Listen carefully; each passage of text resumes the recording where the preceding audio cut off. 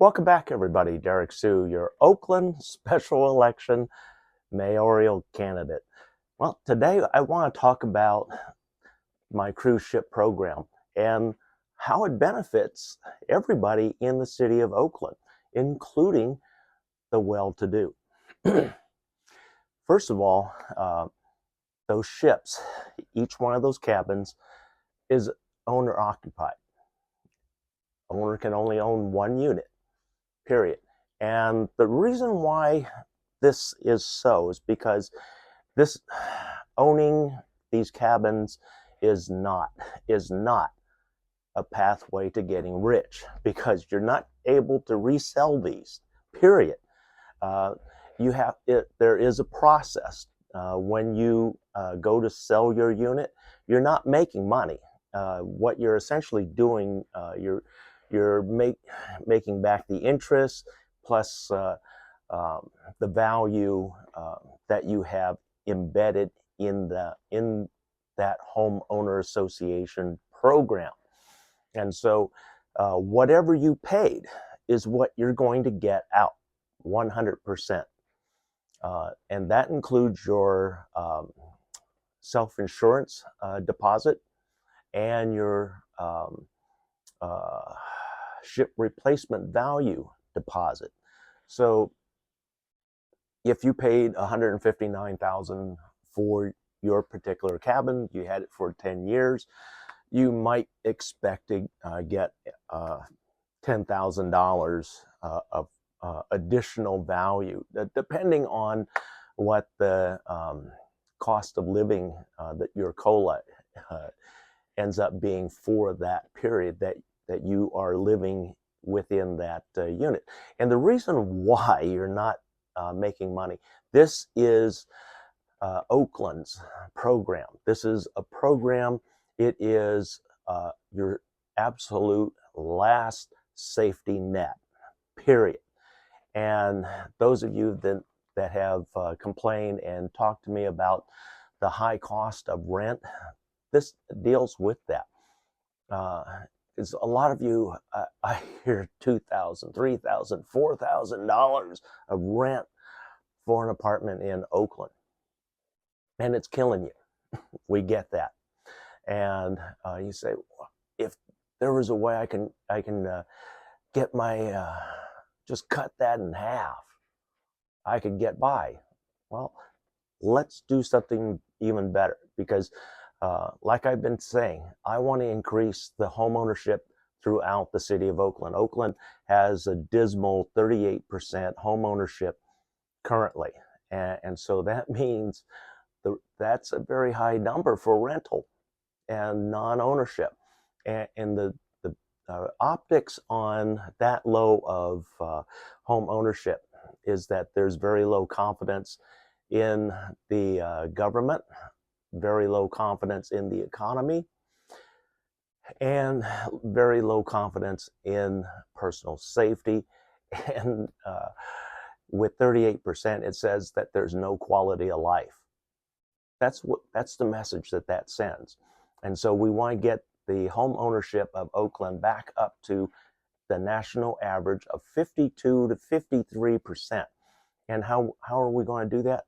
By making all of those people that were struggling at renters, being renters, becoming homeowners, and taking that money, maybe only a quarter of that money, to pay off their loan.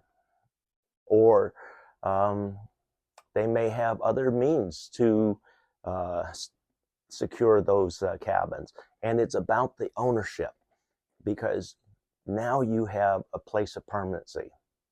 And the cruise ship program, like I said, you're not going to get rich off of this. But what this does, it stabilizes the income. It allows that family to get a hold of their finances and start saving for the future. And then actually saving up money from their current job or jobs and putting it into a real savings account so that they can take what they have already invested in their cabin That would be a down payment, and then whatever they have in savings, that can go towards the real home on land-based Oakland. Whether it's a single-family home or a condo, it makes no difference. That's up to them, but it buys them time. It buys them a comfort space so that they can breathe, so that people aren't so stressed. And when people are less stressed, we're going to have less crime. We're going to have less violence. So that's the first benefit.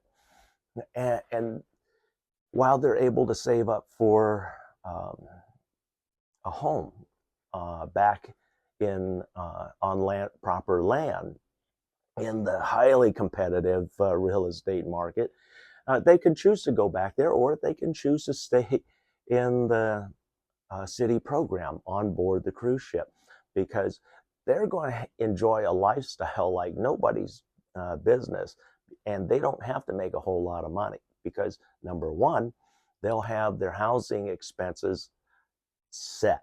And if they have finished paying for their particular cabin, they have no payment. There is a small HOA fee, which covers your gas and electric and heating, garbage, your standard stuff. But it's not unreasonable, and it's a very affordable. And again, there are cabins inside of this for those folks who are so disabled that they have zero income or qualify as zero income because they're sitting well below the poverty level. And these, we're not going to call them poverty units because that's not what they are. These are actually very nice units. And I'm going to show you some pictures as examples of the zero income cabins right now.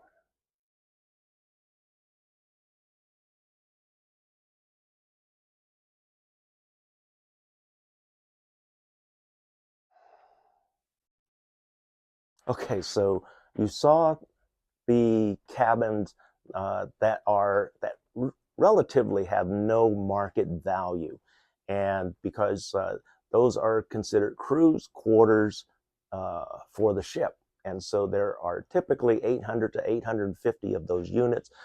A mass majority of those are going to stay with the ship as quarters for live aboard maintenance, security, and medical personnel. And then there will be approximately 200 to 250 of those units available for the zero income qualified. And the ship is secured through card readers, and everybody has a card reader with their identification on their picture on there, their cabin quarters information and identification that they belong on the ship. But it's also can be not only their room key, but it's their access key to where they can and cannot go. So the safety measures are definitely in place. But also some of what this does, it buys families time to build up a savings and to decide whether they want to go and purchase a single family home or a condo in the city of Oakland, or stay aboard, because the lifestyle of a cruise ship is very different. And what's nice is that this is a very symbiotic relationship between a lot of different organizations right here. Number one, the HOA, the residential side, and the residential side also is dependent upon the business side. So the business side is your shopping, your groceries, your restaurants, your entertainment, your theater, and many other things on board. Plus, on board the ship, there's 24-hour urgent care so that medical emergencies can be addressed 24 hours a day. There's also a maritime security staff that is on board. And you say, well, that's a lot of people. How are you going to pay for that? Well, that's the beauty of this. The two large escrow account, or the interest-bearing accounts. One, which is the full replacement value of the ship. So whatever the ship was purchased for, plus its moving expenses, that's what is the first deposit. And so it goes into an interest bearing account. Second one, the self-insured fund, which is the value of the ship again. So that's 2 times the value of the ship. And they're both in interest-bearing accounts, which pay out monthly after 1 year. And so we're looking at, that's the budget for the maintenance, security, and a lot of the redundant systems that are going to be necessary and required for this, but also helps to pay for some of those programs that I'm talking about, because this provides opportunities to revive the dying maritime maintenance industry. And so this gives opportunity for the maritime industry to come back and teach long lost trades, like what my dad did. He was a ship fitter, and that's how things are actually attached permanently to the ship in a professional manner. So these are crafts that have been kind of lost to time and lack of need, but these are skills that can be revived and carried on into the future and be well paid for, because these are also skills and crafts and trades that will need a lot of young people to learn these trades and these crafts to move forward and to maintain those ships in the Oakland Middle Harbor. So again, it becomes a very symbiotic relationship on all parts, 3 parts: the maintenance side, the business side, the residential side, and they all go hand in hand with each other, and they support each other with this. So this is a very good opportunity to, rather than harass and kill off the poor as we've been doing in the past. And it is racism, because we look at what the homeless and the low-income population is. It is the people of color, and the people in power have typically been white in the case of Oakland. And so that doesn't, the optics are very bad for that. And the last time,